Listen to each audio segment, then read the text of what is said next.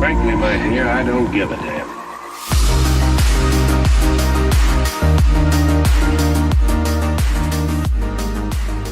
Hey everyone, I'm Samakar or just Sam, and welcome to my top 5 favorite useful features in Photoshop. This video is almost completely unscripted, unlike most of my videos of this kind, so I apologize in advance for any hiccups along the way. Now let's get into the list. This list did take a fair amount of time for me to figure out and decide, and I didn't even know the name of a lot of this stuff, and I still don't actually. So for number 5, you can actually right click a layer and it will select everything that's in it.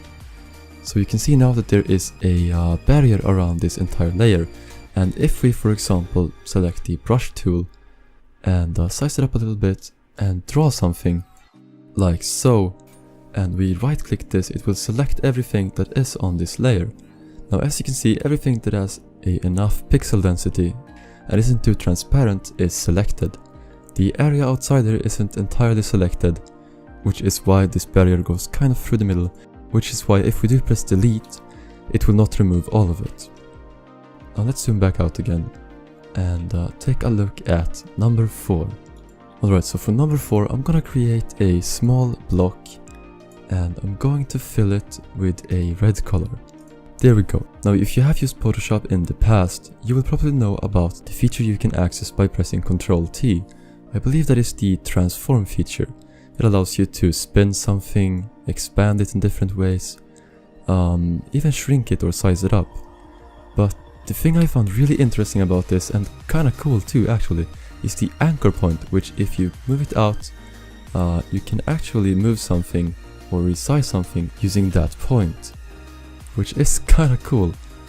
If we move it over here, for example, it will move around the side of the rectangle.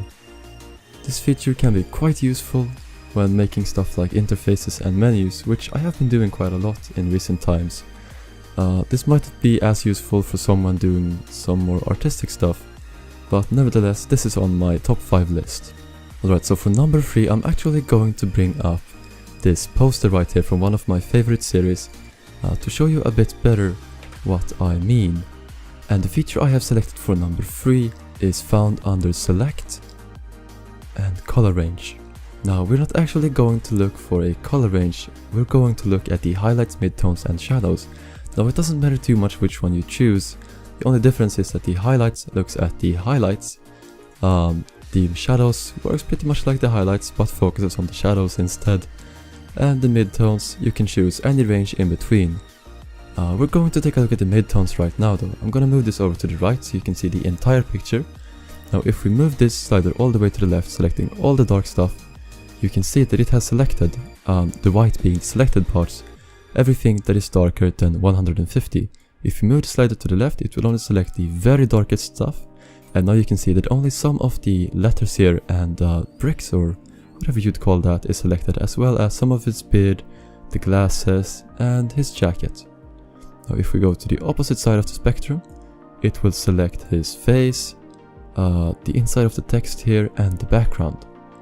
Now that's a really useful feature, because if we press OK, it will select this entire area for us, and we can do whatever we want with it. For example, if I just press delete now, it will remove everything. I have used this feature so many times and it has saved me a lot of time. Now for number 2, I have chosen a feature which is actually active right now, sort of anyways. You can see these 2 rulers going by the sides here. If I press Ctrl R, they will disappear, and if I press Ctrl R, I will toggle them back out.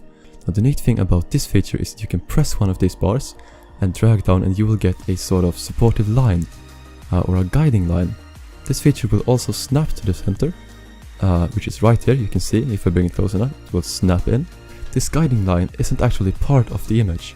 If I drag this up, it will completely disappear. If I zoom out, there is nothing there.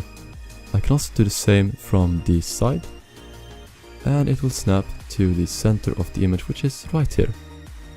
This can be very useful when trying to line things up, and I use that quite a lot as well when making things such as interfaces and menus.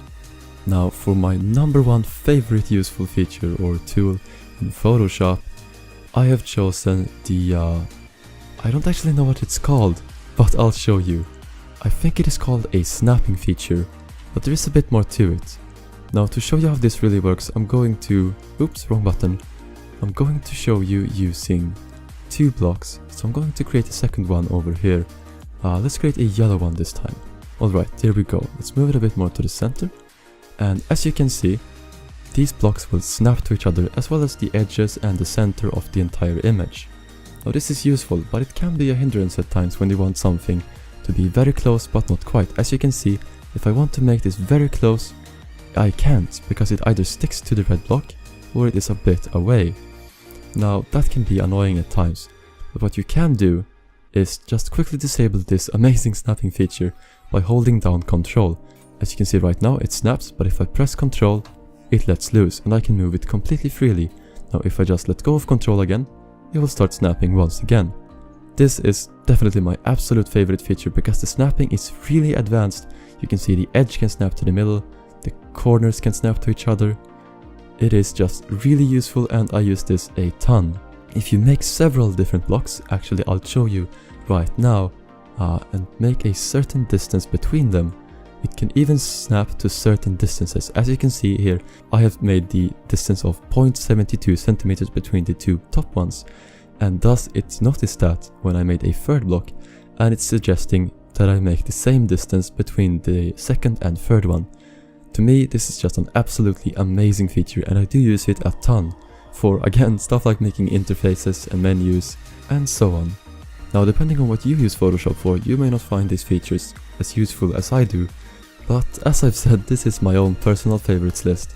If you have a feature which you think is super useful that I didn't include here, feel free to let me know in the comments, and maybe at some point in the future I'll make another video featuring some of the most useful features suggested by you guys. But for now, that's it for this video. I hope you enjoyed, and I hope, if nothing else, it helped you out in one way or another. So yeah, that's it, thanks for watching, and I hope to see you in the next one.